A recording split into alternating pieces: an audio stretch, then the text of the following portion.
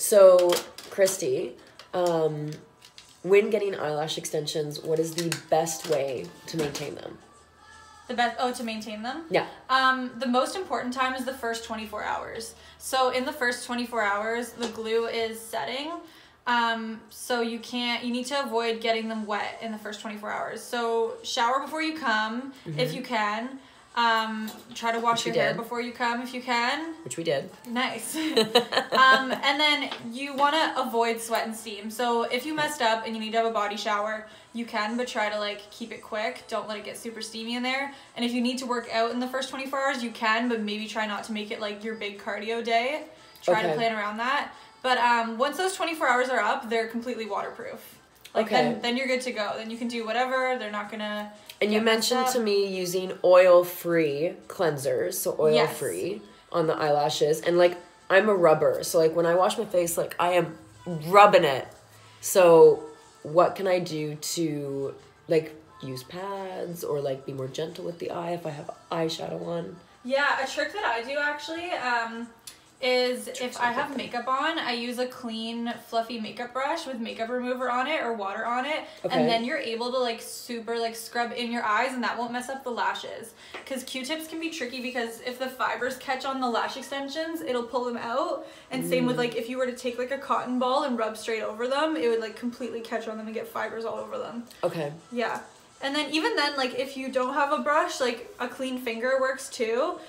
Just make sure it has like makeup remover on it or something, because normally if you're just sitting around, if you play with them with your fingers, you're gonna get your oils all over them. Okay, fair enough. When you go to the gym, obviously sweating a lot, I sweat a lot, so after the gym I can use an oil-free cleanser. Yes, afterwards. Has to be oil-free. If there's sweat and all that getting in my eyes, moving around a lot, is there anything that I can do to, like if I use a towel on my face, is that going to rub them out? I would just pat them carefully and watch out for things that'll catch. Like a towel like this, if you were to rub on them, might catch. Okay. One trick that I've done before is like if you have sweat all in your eyes, use like a paper towel, like something that doesn't have fibers on it. Okay. Yeah. So paper towel. I'm just going to put some primer on, so I'm going to have you close your eyes. Okay. This just balances the pH in your lashes, like to get rid of natural oil so the glue can stick as well as possible. Okay. And I feel like there are a lot of places in the city that some women find are like awful. I have heard all these horror stories. Oh my god, yeah. So, I've seen some scary things when people come in with lashes like by someone else. Like they'll come and they're like, I'm not happy. Can you take a look at like whatever another person did? Oh my god, I've seen terrible things. So what are like the top 3 things to look for when people are tempted to go get eyelash extensions done? Look at their social media presence. If they don't have like everyone has an Instagram these days, like it's just smart business wise. And that's the best place to look because a website, you never know if they're using stock photos that they took from somewhere. Yeah, well, Instagram, it's the way you can tell that it's a legitimate picture is look at how often they've posted. If they just have one post versus like 100, are they all consistently good lash pictures? And then look at the interaction. Like, are they getting likes? Are they getting comments? Is the person whose lashes they did commenting being like, I still love them, like so happy you did them? Are they posting, like I often on my story will repost when my clients talk about me and I repost that, look for that, because then that means that they have like a lot of people who love them, you know? Great. And go off of friend referrals. Yeah, that's the best thing because pictures can be deceiving if you go off of pictures alone. So I find interaction is where you can tell. Okay, perfect. I'm gonna get you to look all the way up. These gel pads just cover your lower lashes so they don't get stuck to the top. Ooh. And close your eyes. Feels very cool and calming on my face. Good. But yeah, the trickiest thing is like, unfortunately, it's not that difficult to get it's not difficult to give out certificates or to get one. Open your eyes again.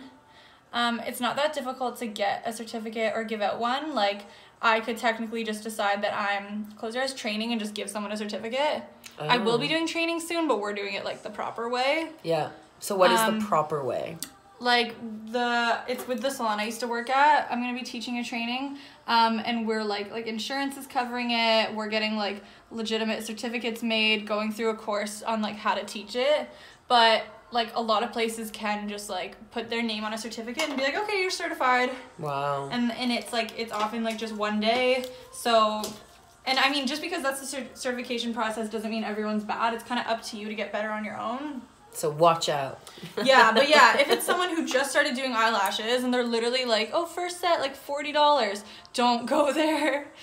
Like, if it's your friend, sure, and they want to practice on you, but watch out for, like, really cheap places. Price is a red flag.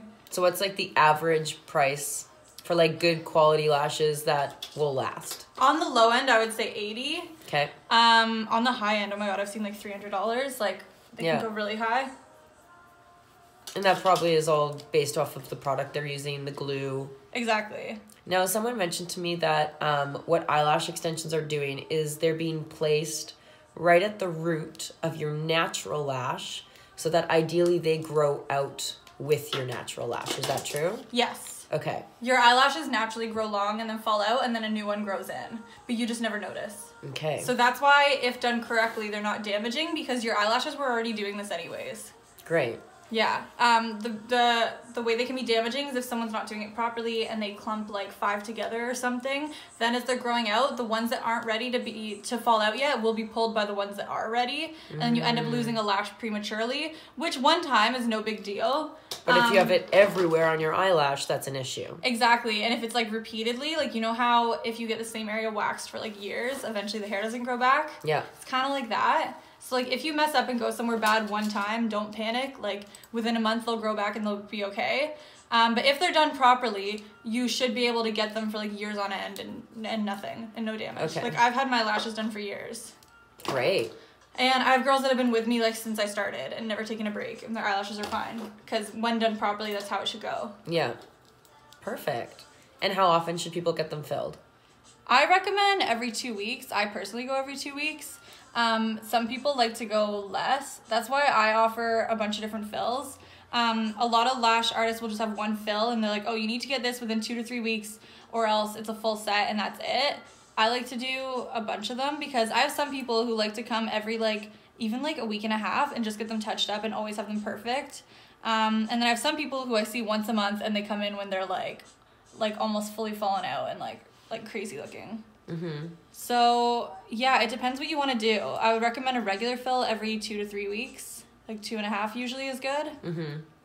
But it also depends how full you like them. Like, some people like it to look lighter and more natural. So, like, those people might get, like, the smallest fill every 2 weeks. But if you like them really full, like the way I do, then I would say a regular fill every 2.5 weeks. Okay.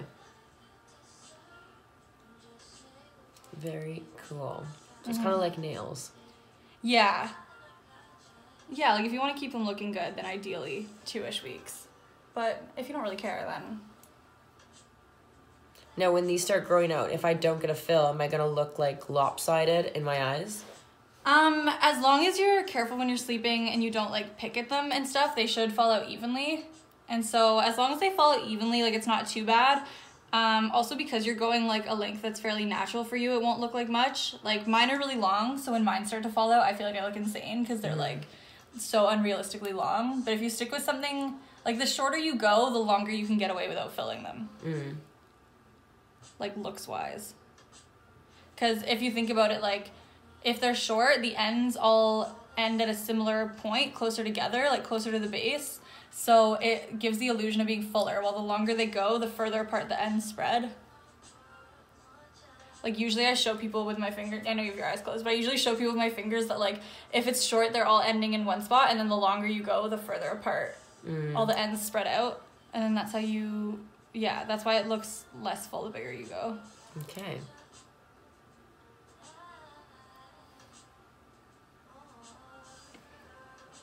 So I'm getting 12 and 13. My lashes are naturally 11. Yes. So I'm only going slightly longer than the natural ones. Yeah, so for some people, a 13 might be long, but yours are already, like, pretty long. Yes, genetics. I know, lucky.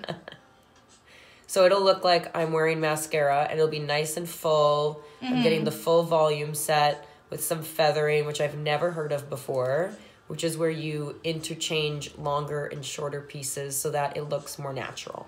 Yeah, so basically I'm going through and, like, The insides will be smaller, but the outside, the longest part, I'm going through and putting 13s first, like kind of spread out. And then once I feel like there's a decent amount of 13s and I'll match both sides, then I'll go in and mix in 12s, and then I'll go in and maybe even mix in some 11s.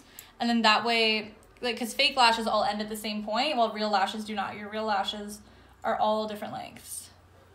Okay, well, I'm all for the 13s, the 12 and the 13s. Yes. Girl's gonna have longer lashes, yes. Yeah, and with this length, you won't end up looking crazy when they fall out because it's so similar. Mm-hmm.